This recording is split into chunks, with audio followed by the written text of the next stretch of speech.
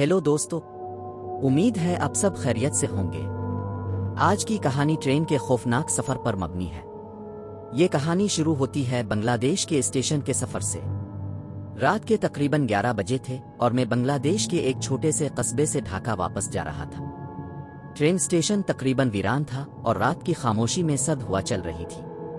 मैंने अपने अर्द गिर्द देखा तो वहाँ कुछ ही लोग थे जो रात की आखिरी ट्रेन का इंतज़ार कर रहे थे।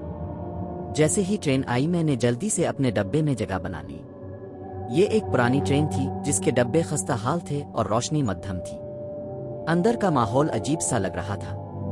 ज्यादा लोग नहीं थे और जो थे भी वो खामोशी से बैठे थे, जैसे वो भी कुछ अजीब महसूस कर रहे हो। मैंने एक खिड़की के करीब बैठने का फैसला किया ताकि बाहर का मंजर देख सकूं और अपने ख्यालात में गुम रह सकूं।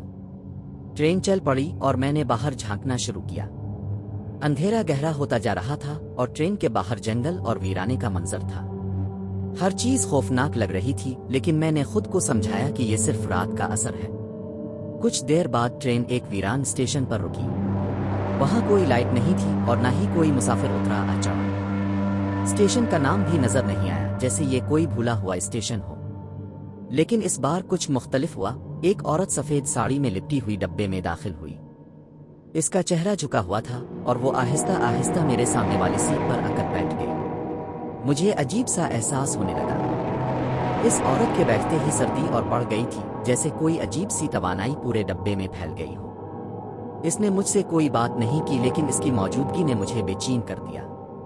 कुछ देर बाद मैंने हिम्मत करके इसकी तरफ देखा। वो अब भी झुकी हुई थी, लेकिन फिर अचानक इसने अपना चेहरा ऊपर उठाया। मैंने देखा कि इसका चेहरा इंतहाई भयानक था। आंखें बिल्कुल सियाह और चेहरे पर गहरे जख्म थे, जैसे किसी ने इस पर जुल्म किया हो। मेरे जिस्म में सनसनी दौड़ गई और मैं अपनी जगह से हल भी नहीं पा रहा था। अचानक इसने एकदम से सरगोशी की आवाज में कहा, यहाँ कोई जिंदा नहीं बचता। इसकी आवाज इतनी सर्द और पुरअसरार थी कि मेरे रूंगटे खड़े हो गए। मैं फौरन अलिफाटे और भागने की कोशिश की, लेकिन मेरे कदम जिम चुके थे। मैंने अर्द गिर्द देखा तो बाकी मुसाफिर भी गायब हो चुके थे, जैसे वो कभी थे ही नहीं। ट्रेन की रफ्तार बढ़ने लगी और इस औरत की शक्ल धुंधली होती जा रही थी। मैंने खिड़की से बाहर झांका, लेकिन हर चीज घूमती हुई महसूस होने लगी। अचानक जैसे ही ट्रेन ने एक पिल पार किया, वो औरत गायब हो गई। डब्बे में दोबारा खामोशी छा गई, लेकिन इस सद हुआ का एहसास अब भी बाकी था। जब मैं ढाका पहुंचा तो मैं ट्रेन से निकलते ही स्टेशन के मुहाफिज के पास गया और इसे यह वाकया सुनाया। इसने हैरान होकर मुझे देखा और कहा, क्या तुम नहीं जानते?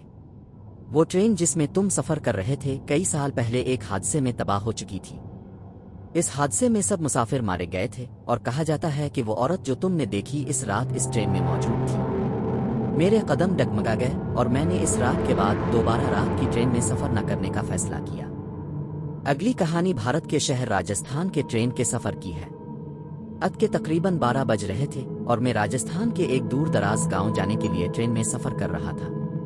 ये एक पुरानी और खस्ता हाल ट्रेन थी जिसमें ज्यादा मुसाफिर नहीं थे।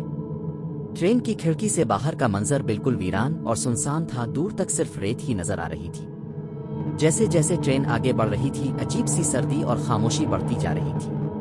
मैं अपने ख्यालात में गुम था कि अचानक ट्रेन एक छोटे से स्टेशन पर रुकी, जिसका नाम भी ठीक से पढ़ा नहीं जा सका। वहां कोई सवार आतरता हुआ नजर नहीं आया, लेकिन डब्बे का दरवाजा खुद ब खुद खुला। मैंने पीछे मार कर देखा तो एक सफेद चादर में लिपटी हुई औरत चुपचाप अंदर आई और बिल्कुल मेरे सामने वाली सीट पर बैठ गई। इसकी आंखें झुकी हुई थीं और उसका चेहरा ढका हुआ था। मैंने कई बार हिम्मत करके इससे बात करने की कोशिश की, लेकिन इसने कोई जवाब नहीं दिया। जब मैंने दोबारा इसकी तरफ देखा तो इसका चेहरा मुकम्मल तौर पर काला हो चुका था, जैसे कोई साया हो। मेरी सांसें तेज हो गईं और मैंने फौरन अपनी सीट छोड़कर दरवाजे की तरफ भागने की कोशिश की, लेकिन मेरे कदम जैसे जकड़ गए। अचानक ट्रेन दोबारा चलने लगी और जब मैंने पलट कर देखा वो औरत गायब हो चुकी थी।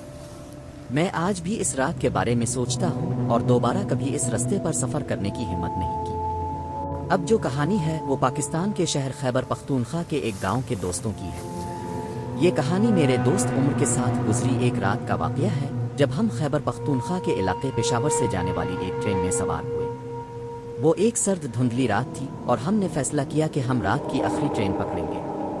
स्टेशन पर मौजूद हुजूम कम था और खामोशी छाई हुई थी। जैसे ही हम ट्रेन में बैठे एक अजीब सा एहसास हुआ, लेकिन हमने इसे नज़रअंदाज किया। हमने ट्रेन के आखिरी डब्बे में बैठने का फैसला किया। डब्बा ज़्यादातर खाली था, सिर्फ चंद मुसाफिर थे। जैसे ही ट्रेन चली, बाहर का मंजर तेज़ी से गुजरने लगा। पहाड़ों के दरमियान से गुजरते हुए ट्रेन की रफ्तार में इजाफा हुआ और थोड़ी देर बाद हम एक सुनसान इलाके में पहुंच गए। अचानक ट्रेन एक छोटे स्टेशन पर रुकी जहां न कोई मुसाफिर उतरा और न ही चढ़ा। मुझे महसूस हुआ कि कुछ अजीब सा हो रहा है।